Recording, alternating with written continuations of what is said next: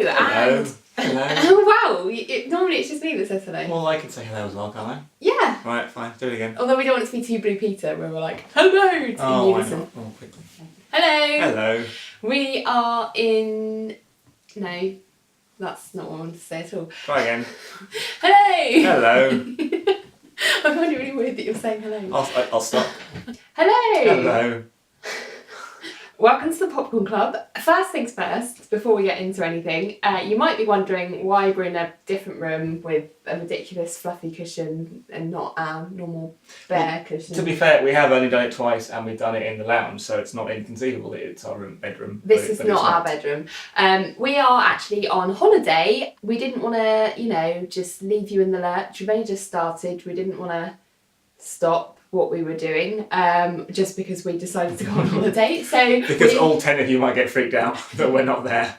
We're all dedicated to the cause here at the Popcorn Club, so we've taken you up with us on holiday. So welcome to this very special holiday edition of the Popcorn Club. So in this week's holiday edition, we will be reviewing Blue Ruin. Yes.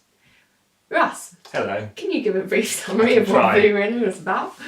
Blue Ruin is, I think it's a debut film by a man called Jeremy Saulnier, and it is a revenge thriller in, I guess, the sort of vein of early Coen Brothers' Blood Simple. If you've seen, you haven't seen Blood Simple, have you? No. And the setup is very simple. There's a lone drifter who looks very bearded and hairy, not unlike someone we know. And it quickly becomes apparent he's dragged in by the police, and we discover that there is a man being released from prison who is allegedly had been convicted of killing his parents. It's 10-15 years after the fact. He's now being released from prison. Our hero Dwight, played by Macon Blair, decides to take revenge, and as the film continues, it all goes from, I guess, bad to worse for him. Really. Yeah. He's not the most... I guess he's unlucky, and he's both unlucky and he's, I guess, unfortunate and also quite inept in...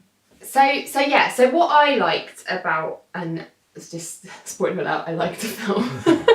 I thought Blue Ruin was really, really, I mean, you could just go, yeah, it's a revenge thriller, but actually that's really just reducing it to something that it's not. It's more than that, because it subverts everything that you think about a revenge thriller. Well, it's kind of... who to be scared of. It's kind of the anti-revenge thriller in a lot of ways. In what I liked about this film is that you as it starts to play out, you don't know who to be more scared of, the bad guys or Dwight himself. And the whole film, in a lot of ways, it's a very slow burn, but kind of punctuated with quite excessive bouts of violence. Oh yeah, it's not tame. But I think it's really tense at times. But I think, and they said that's what the really sort of low budget and gritty aspect of it leads to when we see those moments. The tension that the film manages to derive from those parts is really palpable. Yeah, it's very visceral and painful. You were squealing. I did squeal a couple of times. Always a good sign. Such a very low budget, simple effect. The sort of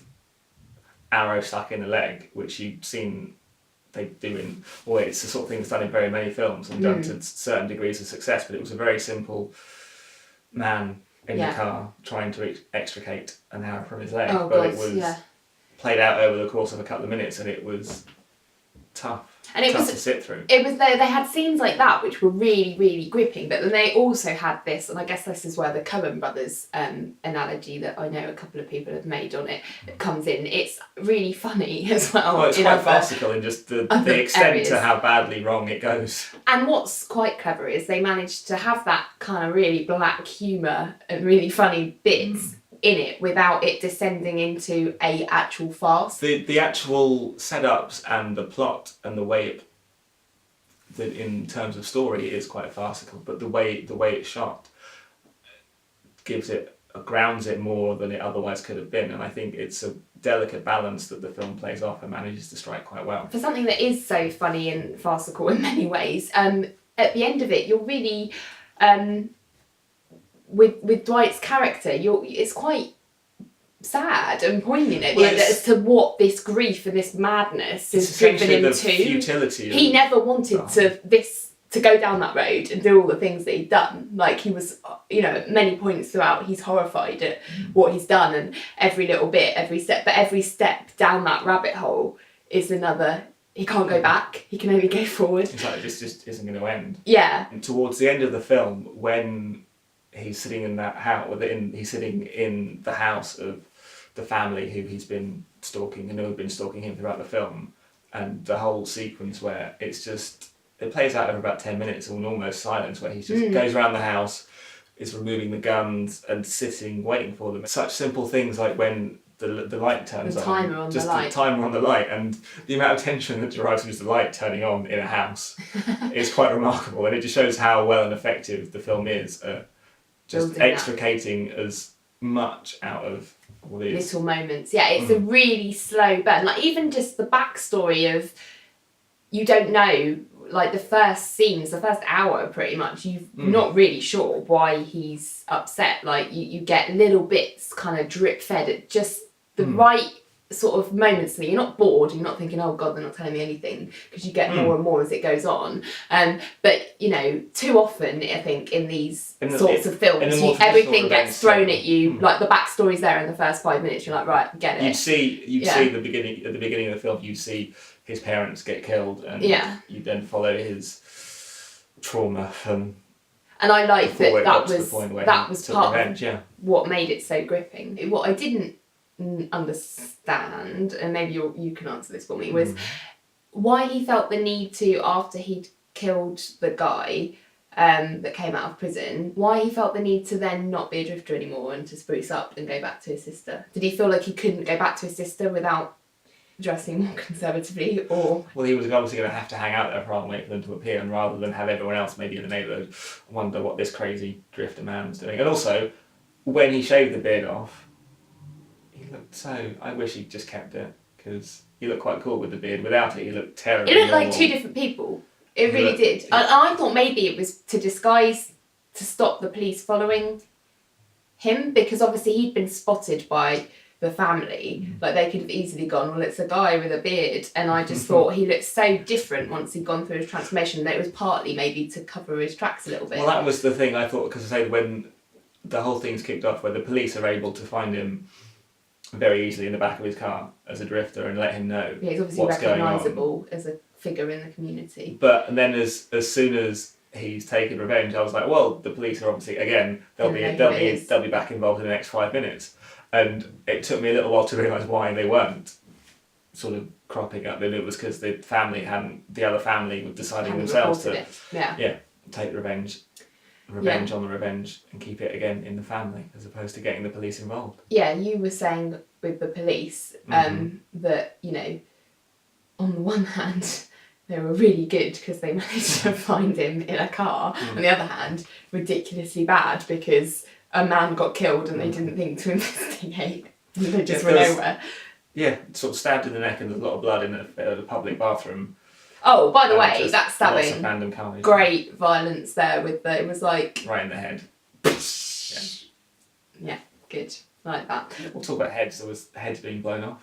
Yes, I enjoyed that bit. And that was another moment where he was like, you saw it was just quite, you know, the horror of where he'd got to in his journey, which just, because he was still, you know, even though he's already killed someone, he's not in any way blasé about it, because he's like, his head, it's over there. He was 2 foot away from the guy and missed the first time. Oh God, which gave the guy the gun, which meant that he had to get bailed out by his friend anyway. I also enjoyed when he had the arrow in the leg, when he went to the 7-Eleven.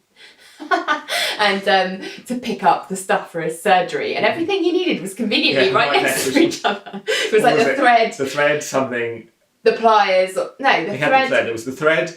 Was it the white spirit or something, and the super glue next like, just everything for your own surgery needs at home, DIY surgery. They know what they're doing, so.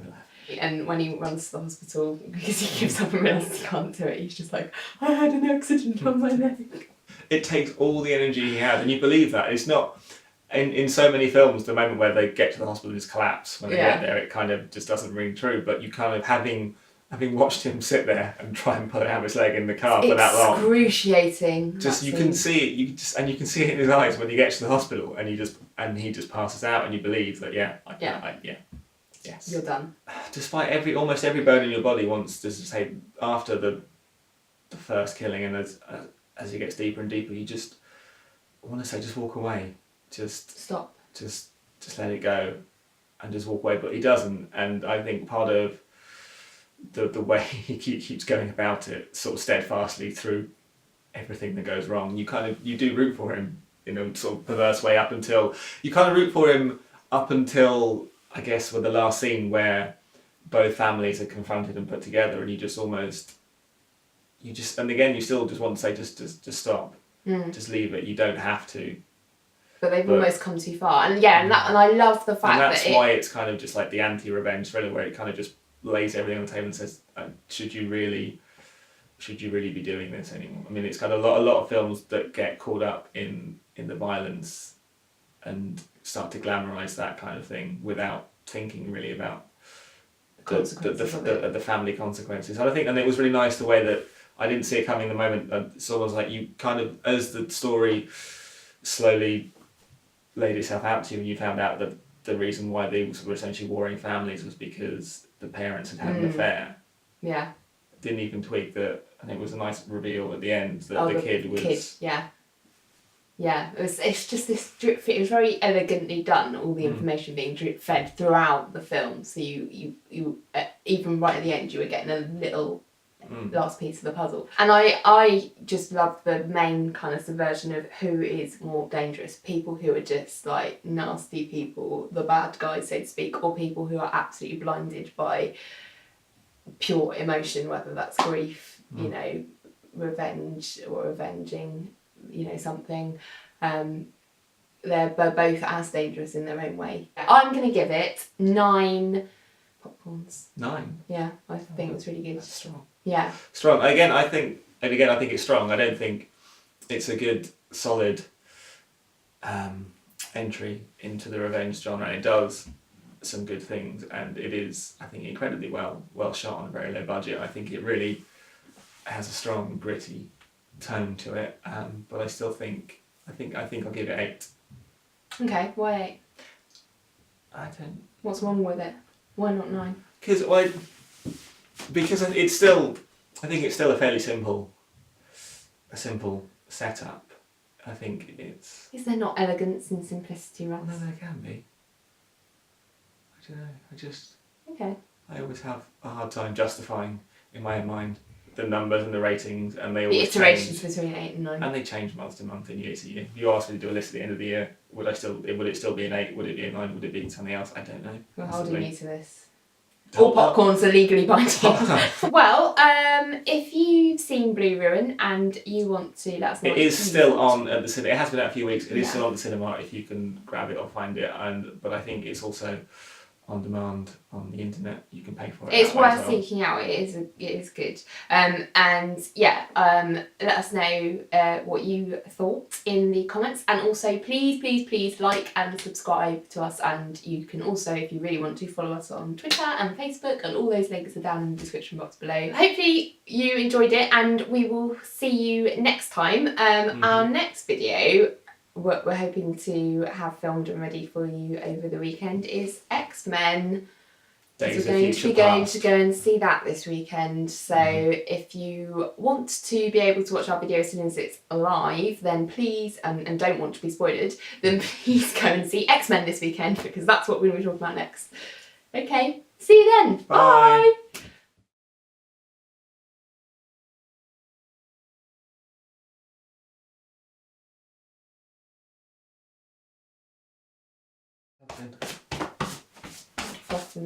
Yeah, well, let's not just cut to me going continuity. It's up everywhere. It's just going to win. Suddenly like a sheep. Yeah.